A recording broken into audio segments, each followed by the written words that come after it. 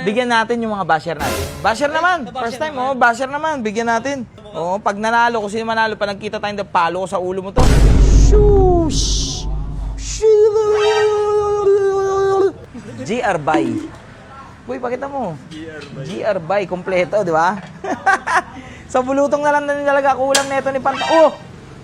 Ito yung tinatawag na modification. Bakit? Kasi ito yan. Para lang may natututunan din yung mga basher natin. Hindi kayo puro bash, may natututunan kayo sa motor. Halika, halika. Tito Concept daw yung spinner natin, boy. Ito yun, oh. Ito yung tinutukoy niya, oh. Yun, oh, yung CNC nating spinner, yun, oh. Boy, Tito Concept. Wala ka lang pambili. Ito yan, oh. Full CNC yan. Ayun siya, oh. Full CNC yan.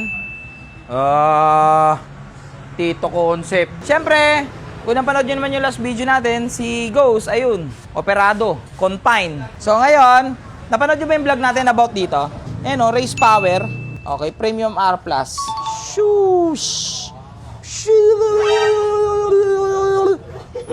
Sarap! May preload, merong rebound. Okay? Tapos ang pinakamaganda dito dahil sa race power, warranty card. 1 year warranty yan. Okay? So pag nasira, tumagas, nabaliw, palit bago. Papalit bago yan. Ano? Daming stock natin dito. Oh, ayun. Race power natin. Oh, race power. Oh, race power. Iba-iba kulay yan. Pero syempre, ito yung kakabit natin. Tapos, 300mm lang to. Bakit? Bakit 300mm?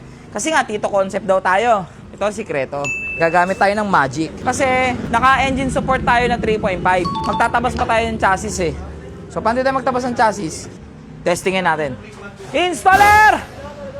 Oh, kala ba day off ka? Ano, Whitebird? Busy si Pegasus. Ito muna si Good Guys. Good Guys. Sukatin natin ngayon, boy. Sa isang stock ng kung gano'n na siya kahaba. Ito, may isang stock ako, 335. Sukatin natin, boy. Sukat! Di ba? Sukat, boy. Tapos ka. So, bakit? Ba't mas gusto pinahirapan mo pa yung sarili mo? Ba't hindi na lang ito yung kinabit mo? Nag-lifter ka pa dito. Ito yung tinatawag na modification. Bakit? Kasi ito yan. Para lang may natututunan din yung mga basher natin. Hindi kayo puro bash, may natututunan kayo sa motor. Halika, halika. Pakita ko sa'yo. Dito ka. Pag naka-engine support ka kasi, especially 2.5 pataas. Na ngayon, naka 3.5 itong si Fantasma. Nakaganyan na yung shock. May chassis yan dito. Tumatama yan. Ito. Tumatama yan yung katawan. So ngayon, mamimili ka. Tatabasin mo yung chassis. Siyempre, di naman na ng tibay yung chassis mo. Ito, sagot. Mag 300mm ka, tapos mag-lifter ka para maging 330mm siya ulit. Boy, ito talaga yung Tito Concept. Ayan, oh. GR by. Boy, pakita mo. GR by. Kompleto, di ba?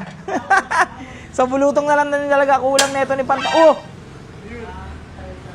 Ikaw, may galit ka ba sa motor ko? Hindi mo namang sinasaktan si Fantasma. Good guy, ha? Ikaw, good guy. Si Pegasus. Ayun, si Whitebird. Oh. Ang dumi mo, fantastic ay Fantasma. Ayun yung sinasabi ko kanina. So, tatabas kayo ng chassis. Di ba? So, pag ganyan, dat mahaba yung leeg. So, the moment of truth, race power. Ang ganda, CNC na lahat. Ay! Pumasok ka. Aray! Kuya! Port pa, kuya. Ang laki. Wala talagang plug and play sa mundo. Ang putik na yan. Nabot kami ng siyam-siyam sa pagpuport. Para sa lifter. Sa pool pa rin. Saan? Tornilyo. Ano, hindi na natapos? Oo, ito. Ang gilid niya. Ha? Ayop ka, pinapakabaw mo naman ako. So, ngayon, ito na itsura niya. Boy, at least mas malinis na. Diba? Pero, madiin din talaga to. O, sino may gusto? Ay, no. Public yan eh. Sino may gusto? Ayun, nag-aayos daw. Sino may gusto? Kaya nga siya nag-backlash niya. Bigyan natin yung mga basher natin. Basher naman. First time, oh, basher naman. Bigyan natin.